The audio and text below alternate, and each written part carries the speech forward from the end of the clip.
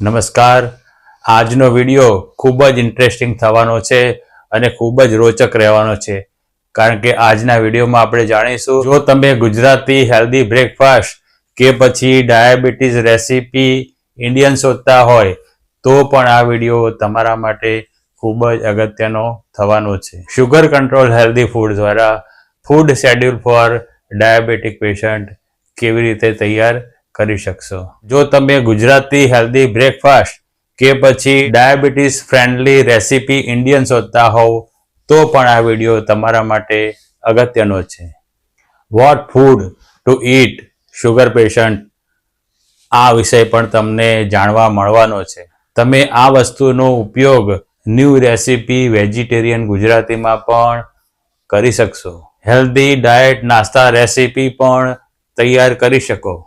દોસ્તો, આજનો વિડીયો તમારા માટે sugar friendly, insulin friendly, diabetes control recipe અને ડાયાબિટીસ મેનેજમેન્ટ માટે ખૂબ જ અગત્યનો થવાનો છે. તમારા શુગર પેશન્ટ ડાયટને લો કાર્બ્સ હાઈ ફાઈબર બનાવવા માટે તેમજ ઇન્સ્યુલિન સેન્સિટિવિટી, એના માટે આપણે આજે ભારતીય સુપરફૂડ, જ્યાં દોસ્તો વિદેશી મોંઘા નહીં, આપણી ભારત માતાએ આપણને વરદાન રૂપે આપેલા ભારતીય સુપરફૂડની હું વાત કરવાનો છું. આ ફૂડ એવું છે જે અત્યારે સરળતાથી મળે છે, સસ્તું હોય છે અને એના વિવિધ ઉપયોગો હોય છે. આ ફૂડથી તમારું ડાયાબિટીસ તો રિવર્સ થશે જ, સાથે સાથે તમારો કોઈ પણ ફિટનેસ ગોલ હશે, એ પછી વેઇટ લોસ હોય, સોફ્ટ ગ્લોઈંગ સ્કિન હોય, લાંબા કાળા વાળ હોય, હેલ્ધી ડાયજેસ્ટિવ સિસ્ટમ નેચરલી હોય કે પછી સ્ટ્રોંગ ઇમ્યુનિટી હોય, આ બધા જ ગોલ તમે આ ફૂડનો ઉપયોગ કરીને પૂરા કરવાની ક્ષમતા ધરાવશો. આજે હું તમને એ પણ જણાવવાનું છું કે આ ફૂડનો ઉપયોગ ક્યારે, કેટલો ને કેવી રીતે કરવો કે જેથી આ ફૂડનો ભરપૂર બેનિફિટ તમે ઉપાડી શકો. દોસ્તો, હું મારા ડાયટમાં આ ઇન્સ્યુલિન ફ્રેન્ડલી, શુગર ફ્રેન્ડલી ફૂડનો ઉપયોગ ભૂલ્યા વગર કરું છું અને હું તમને જણાવીશ કે તમે પણ આ ફૂડનો ઉપયોગ જરૂરથી કરજો. તો ચલો દોસ્તો, જરા પણ વાર કર્યા વગર શરૂ કરીએ. હું છું દીપ્તેશ અને તમે જોવાનું શરૂ કરી દીધું છે હેલ્થ કેમ્પસ. દોસ્તો, ડાયાબિટીસમાં આપણી ઇન્સ્યુલિન સેન્સિટિવિટી ઓછી થઈ જાય અને આપણું ઇન્સ્યુલિન રેઝિસ્ટન્સ વધી જાય. આ પરિસ્થિતિ થવાથી આપણા બ્લડમાં શુગરનું પ્રમાણ વધે જાય. શુગરનું પ્રમાણ વધે જવાથી આપણું લોહી જાડું થાય અને જાડી ચાસણી જેમ સરળતાથી ના વહી શકે એ જ રીતે જાડું લોહી પણ આપણી નસોમાં ના વહી શકે. આપણી નસોમાં સરળતાથી ના વહેતું લોહી નસોને ઘસારો કરે અને આપણી નસો તાર થાય. સાથે સાથે નસો ઘસાવાથી નસોમાં ઇન્ફ્લેમેશન થાય, જાડા લોહીમાં બીજા ઝેરી તત્વો પણ ઊભા થાય છે. આ ઝેરી તત્વો આપણી તમામ ગ્રંથિઓ ઉપર અસર કરે અને આપણને મેટાબોલિક ડિસઓર્ડર ઊભો થાય. દોસ્તો, એકવાર મેટાબોલિક ડિસઓર્ડર ઊભો થાય તો આપણા તમામ કાર્યો ખોરવાય, આપણા તમામ હોર્મોન્સ ઇમ્બેલેન્સ થાય અને હોર્મોન્સ જ્યારે ઇમ્બેલેન્સ થાય, વધારે ઉત્પન્ન થાય કે ના ઉત્પન્ન થાય, ત્યારે આપણા શરીરના તમામ કાર્યોમાં વિક્ષેપ પડવા માંડે. દોસ્તો, જ્યારે ગ્રંથિઓ ખરાબ થવાનું શરૂ થાય ત્યારે આપણી પેનક્રિયાસ પણ એક ગ્રંથિ છે અને આપણી લીવર પણ એક સૌથી મોટી ગ્રંથિ છે. આ બંને ગ્રંથિઓ આપણું ડાયાબિટીસ મેનેજમેન્ટ કરવા માટે ખૂબ જ અગત્યની ગ્રંથિઓ છે. આ બંને ગ્રંથિઓને નુકસાન થવાથી આપણું ડાયાબિટીસ વધુ ને વધુ વકરે છે. દોસ્તો, આ બધી ઇન્ફ્લેમેટરી પરિસ્થિતિના કારણે આપણું મગજ, આપણી આંખો, હૃદય અને કિડની, આ તમામ મહત્વના અને નાજુક અંગોને પારાવાર નુકસાન થવાનું શરૂ થઈ જાય છે. તો દોસ્તો, આજનો જે આપણો ખોરાક છે, એવા ખોરાક વિશે હું વાત કરવાનો છું. આ ખોરાક તમારી આ ઇન્ફ્લેમેશન ઓછું કરી આપીને તમારા અગત્યના ઓર્ગન્સ બચાવી લેવાનું છે. દોસ્તો, રામાયણમાં એક ખાસ ફળની વાત આવે છે. શબરી માતાએ આ ખાસ ફળ ભગવાન શ્રી રામ માટે ચાખીને રાખેલા અને ભગવાને પણ ખૂબ રસપૂર્વક આ ફળ આરોગેલા. જ્યાં દોસ્તો, હું આજે બોર વિશે જ વાત કરવાનો છું. દોસ્તો, બોર બે ટાઈપના આવે છે, એક મોટા બોર અને એક ચણી બોર જે લાલ કલરના હોય. આ બંને બોરના ગુણધર્મો લગભગ સરખા હોય છે. એટલે આજે આપણે જ્યારે બોર કહીએ છીએ ત્યારે આ બંને બોર વિશે વાત કરીશું. દોસ્તો, બોર પોષક તત્વોથી એકદમ ભરપૂર ભરેલું છે અને કેટલા પોષક તત્વો છે એનું લિસ્ટ હું લઈને આવ્યો છું. આપણે જોઈએ કે કયા કયા તત્વો બોરમાં ભરેલા છે. દોસ્તો, બોરની અંદર સૌથી પહેલાં તો વિટામિન એ 5% હોય છે. એના સિવાય દોસ્તો વિટામિન B1 એટલે કે થાયામીન 2% મળે છે. વિટામિન B2 એટલે કે રિબોફ્લેવિન એ આપણને 3% મળે છે. વિટામિન B3 નાયસિન એ આપણને 6% મળે છે. દોસ્તો, વિટામિન B6, જ્યાં દોસ્તો વિટામિન B6 ખૂબ જ અગત્યનું હોય છે અને આપણને ભરપૂર માત્રામાં 6% મળે છે. અને વિટામિન સી, દોસ્તો વિટામિન સી એ આપણી રોગ પ્રતિકારક શક્તિ માટે ખૂબ જ અગત્યનું અને એન્ટીઓક્સિડન્ટ છે. વિટામિન સી બોરની અંદર 83% આપણને મળે છે. દોસ્તો, મિનરલ્સની વાત કરીએ તો બોરની અંદર કેલ્શિયમ 2% હોય છે, લોહ તત્વ 4% હોય છે, મેગ્નેશિયમ હોય છે 3%, મેંગેનીઝ 4% હોય છે, ફોસ્ફરસ 3% હોય છે અને પોટેશિયમ, જ્યાં દોસ્તો પોટેશિયમ જે આપણા માટે ખૂબ અગત્યનું તત્વ છે એ 5% આપણને બોરમાંથી મળી જાય છે.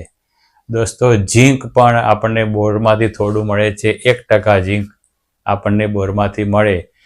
આ જે મેં તમને વાત કરી એ તાજા બોરની વાત કરી. જો સુકાયેલા બોર તમે ખાઓ તો આ ક્વોન્ટિટી ખૂબ જ વધી જતી હોય છે. દોસ્તો, 100 ગ્રામ બોરમાંથી આપણને લગભગ 80 કિલો કેલરી તાકાત મળે છે અને બોરની અંદર 100 ગ્રામ બોરની અંદર 20 ગ્રામ કોમ્પ્લેક્સ કાર્બોહાઈડ્રેટ્સ આપણને મળે છે. એના સિવાય દોસ્તો બોર ખાવાથી આપણું હાઇડ્રેશન પણ મેન્ટેન રહે છે.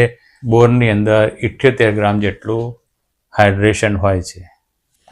દોસ્તો, બોરના ઠળિયામાં પણ કેટલાક ઔષધીય ગુણધર્મો હોય છે.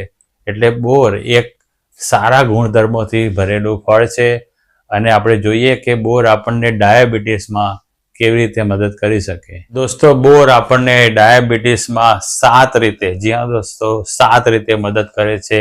7મો ફાયદો છે બોરની GI ખૂબ જ લો હોય છે. એટલે બોર આપણા પાચન તંત્રમાં શુગર ધીમે ધીમે રિલીઝ કરે છે અને એના કારણે આપણું શુગર એકદમ વધી નથી જતું. દોસ્તો, બોરનો 6થો ફાયદો છે બોરની અંદર ભરપૂર માત્રામાં ફાઇબર છે અને જ્યારે તમે બોર લો છો ત્યારે તમારા ડાયજેસ્ટિવ સિસ્ટમમાં ફાઇબર હોવાથી 3 જાતના બેનિફિટ થાય છે. એક, તમારી બાઉલ મૂવમેન્ટ સારી થઈ જાય અને બાઉલ મૂવમેન્ટ સારી થવાથી તમારું પાચન સુધરે. બીજો ફાયદો, તમારા સારા બેક્ટેરિયાને રહેવાની જગ્યા મળે અને સારા બેક્ટેરિયાનો વિકાસ થાય. અને ત્રીજો ફાયદો, તમારી શુગર ફાઇબરની હાજરીના કારણે ઝડપથી લોહીમાં ના ભળી જાય અને શુગર ઝડપથી જ્યારે લોહીમાં ના ભળે ત્યારે તમારું ડાયાબિટીસ કંટ્રોલમાં રહે. બોર એન્ટીઓક્સિડન્ટ તત્વોથી ભરેલું છે, જ્યાં દોસ્તો ફ્લેવેનોઇડ્સ અને વિટામિન સી એ બોરમાં ભરપૂર માત્રામાં ભરેલા હોવાથી આપણને એન્ટીઓક્સિડન્ટનો ભરપૂર બેનિફિટ મળી જાય છે. આપણા શરીરમાં ફરતા ફ્રી રેડિકલ્સ, જ્યાં દોસ્તો આ ફ્રી રેડિકલ્સ જ આપણને કેન્સર, ડાયાબિટીસ, હૃદયરોગ આ બધા રોગ કરતા હોય છે. આ ફ્રી રેડિકલ્સ એન્ટીઓક્સિડન્ટના કારણે ઓછા થાય છે અને આપણને તમામ રોગોમાં ફાયદો થાય છે. દોસ્તો, એન્ટીઓક્સિડન્ટના કારણે જ્યારે આપણા મહત્વના અંગો બચી જાય ત્યારે ડાયાબિટીસની સાઈડ અસરમાં જે મહત્વના અંગો બગડતા હોય છે, મગજ, આંખો, હૃદય અને કિડની, આ બધા જ અંગો બચી જાય છે અને આપણી બધી ગ્રંથિઓ પણ બચી જાય છે. એટલે મેટાબોલિક ડિસઓર્ડર પણ ઊભો નથી થઈ શકતો. એટલે બોરનું એન્ટીઓક્સિડન્ટ આ ગુણધર્મ એ ડાયાબિટીસ માટે ખૂબ જ અગત્યનો છે. દોસ્તો, બોર ખાવાનો 4થો ફાયદો છે બોર લો કેલરી હાઈ ફાઇબર છે. જ્યાં દોસ્તો લો કેલરી અને હાઈ ફાઇબર હોવાથી બોર વેઇટ મેનેજમેન્ટ કરવામાં ખૂબ સારો ફાળો આપે છે. જ્યાં દોસ્તો વેઇટ મેનેજમેન્ટ થવાથી તમારા ડાયાબિટીસ ઉપર પણ ખૂબ જ પોઝિટિવ અસર પડવાની છે. દોસ્તો, બોરનો 3જો ફાયદો, જ્યાં દોસ્તો 3જો ફાયદો છે બોરની અંદર એવા બાયોએક્ટિવ પદાર્થો આવેલા હોય છે. આ બાયોએક્ટિવ તત્વો તમારી ઇન્સ્યુલિન સેન્સિટિવિટી સારી કરે છે અને તમારી ઇન્સ્યુલિન સેન્સિટિવિટી સારી થવાથી તમારું શરીર ઇન્સ્યુલિનને ઓળખે છે અને ઇન્સ્યુલિનને કામ કરવા દે છે. અને જ્યારે ઇન્સ્યુલિન સારું કામ કરે ત્યારે આપણું શુગર કામ કરવા માટે વપરાય, લોહીમાંથી ઓછું થાય અને આપણને તાકાત પણ મળે અને આપણી નસો શુગર ઓછું થઈ જવાથી સારી રીતે બ્લડનો ફ્લો આપણને મળે એટલે ડાયાબિટીસ પણ ઓછું થાય અને ડાયાબિટીસની સાઈડ અસરો પણ ઓછી થાય.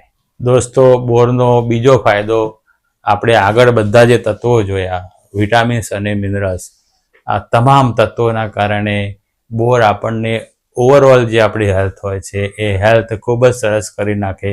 અને જ્યારે આપણી ઓવરઓલ હેલ્થ સારી હોય એટલે આપણે ડાયાબિટીસનો સામનો કરવા માટે સક્ષમ થઈએ અને ડાયાબિટીસને ચોક્કસથી હરાવી શકીએ. દોસ્તો, નંબર 1, જ્યાં દોસ્તો નંબર 1 ફાયદો જોયા પહેલાં હું તમને ખાસ વાત કહેવા માગું છું. દોસ્તો, જો તમે આપણી હેલ્થ કેમ્પસ ચેનલ ઉપર નવા હોવ અને હજુ સુધી સબસ્ક્રાઈબ ના કરી શક્યા હોય તો અત્યારે જ કરી નાખજો કે જેથી તમે આવી ઇમ્પોર્ટન્ટ માહિતી ચૂકી ના જાઓ. દોસ્તો, આ વિડીયોને એક લાઈક અને એક કોમેન્ટ જરૂરથી કરજો. દોસ્તો, તમારી એક લાઈક અને કોમેન્ટ અમારા માટે ખૂબ જ મહત્ત્વની હોય છે અને અમારો ઉત્સાહ ડબલ કરી નાખે છે. દોસ્તો, બોરને તમારા ડાયટમાં ઇન્ક્લુડ કર્યા પહેલાં તમારા ડૉક્ટર કે ડાયટિશિયનની સલાહ જરૂરથી લઈ લેજો. દોસ્તો, બોર જ્યારે તમે ખાઓ ત્યારે બરાબર ધોઈને ખાજો, કારણ કે બોરની અંદર એની ઉપર કચરો વધારે ચોંટેલો હોય છે અને આ કચરો ધોયા વગર જો તમે ખાઓ તો તમને નુકસાન થઈ શકે છે. સાથે સાથે બોર તમે જો વધુ પડતું ખાઓ તો તમારો શુગર રાઈઝ થઈ શકે છે.